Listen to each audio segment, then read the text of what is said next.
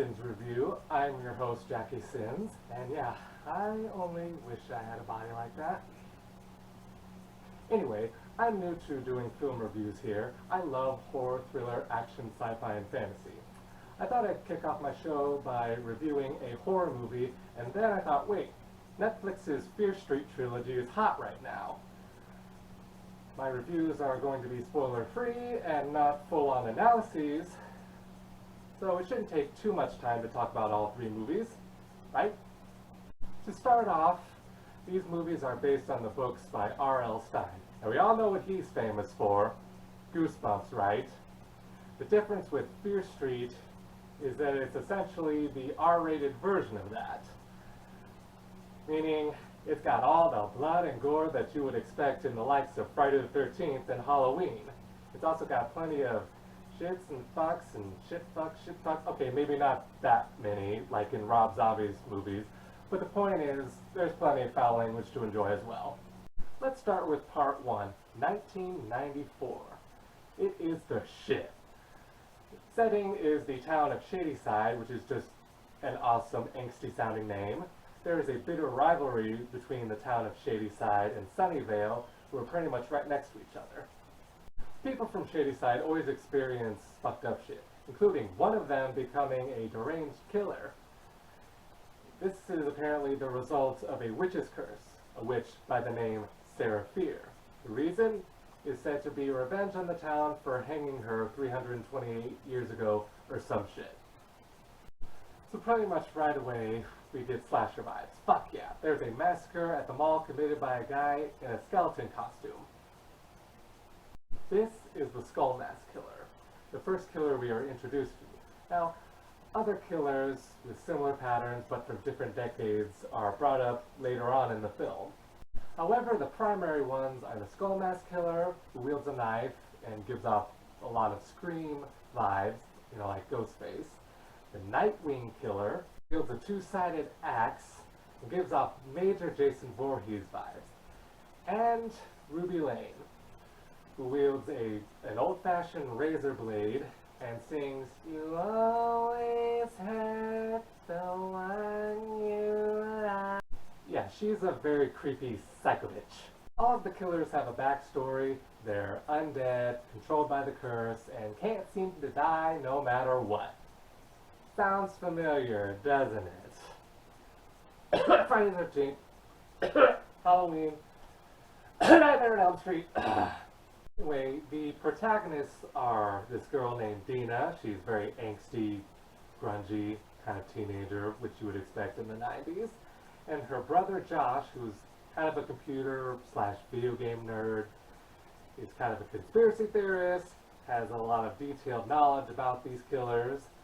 They go to Shadyside High, and Dina's friends, Kate and Simon, are basically drug dealers, junkies. They kind of deal in pills and stuff like that, but they still care, and they've done what they can for their families and friends, so they're a little more on the misunderstood side. And then there's Sam, which is Dina's ex. Now, I didn't say any specific ex. It's Sam, as in Samantha. Yes, Dina was dating another girl. And I just like to say, I kind of saw that coming a mile away. Don't ask me why, I just knew. And by the way, I have no problem with two chicks boning, or two guys boning for that matter. Anyway, Sam transferred to Sunnyvale High and of course moved to that town to escape the fucked up curse shit from Shadyside. Of course, with the decade being the 1990s, there was still a lot of strong homophobia and therefore a lot of societal pressure to hide her true self.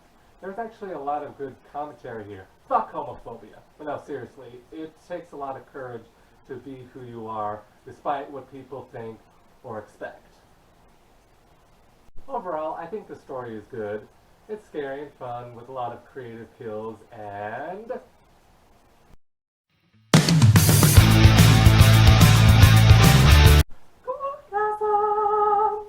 I also like like the 90s rock and metal music, I give Fear Street 1994 full sins. Now for part 2, 1978. The setting is Camp Nightwing, and to put it simply, this is your basic camp slasher, sort of.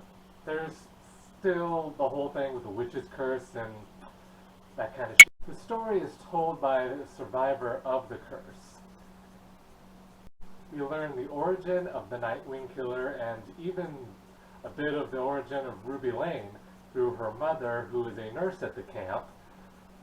So basically, the movie also gets more into the bitter rivalry between Shadyside and Sunnyvale. The Sunnyvalers are pretty much the bullies. The protagonists are sisters Cindy and Ziggy Berman. Now, Ziggy is the primary victim of the Sunnyvale assholes. One of the sisters is the survivor of the curse. The film does a very clever bait and switch so that it's kind of hard to tell which one it is that's telling the story, as referenced in the first film. The movie ties in very well to the first one. It is scary, it's got creative kills, fun, it's got major Friday the 13th vibes. Unfortunately, the asshole Sunnyvale characters, well, they get to live because the curse only applies to the Shadysiders. Oh, and don't forget,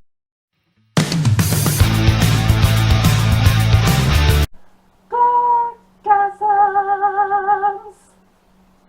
I give Fear Street 1978 a full sins.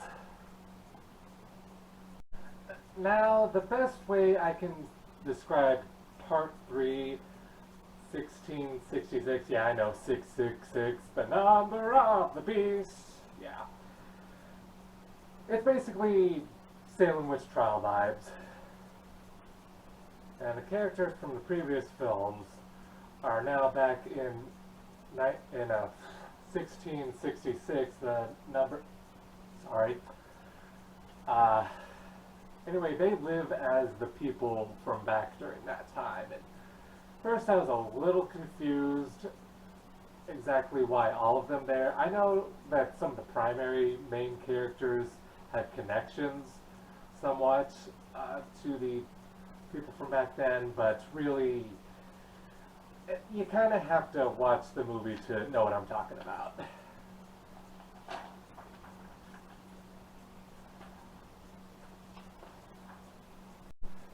You can tell how hard it is to describe this because I had to reach for my notes. Oh, that's okay.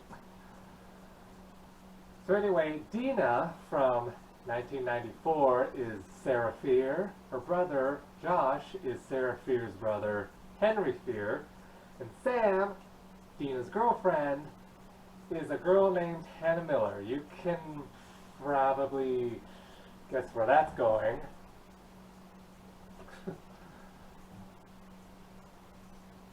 Anyway, a lot of shit goes down, like rotten fruit, poisoned water, religious shit, eye gouging. I think that's what I remember.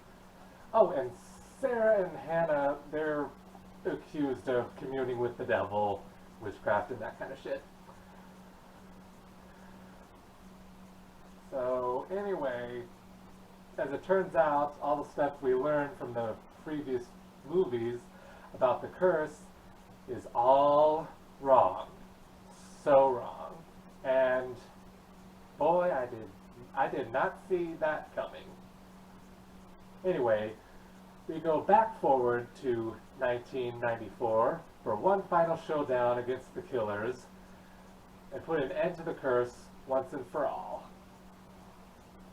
Well, the beginning was slow and confusing, and there wasn't many creative kills or gorgasms. I still believe that the climax and the ending more than made up for it. And I thought the trilogy ended on a good-ish note. Anyway, I give Fear Street 1666 666, the number of the fuck, stop that. Oh, I give it just a sin. You know, I still highly recommend you watch it. I still highly recommend you watch these movies. Please? Pretty please? Listen, it's the only way to make it stop. It's the only way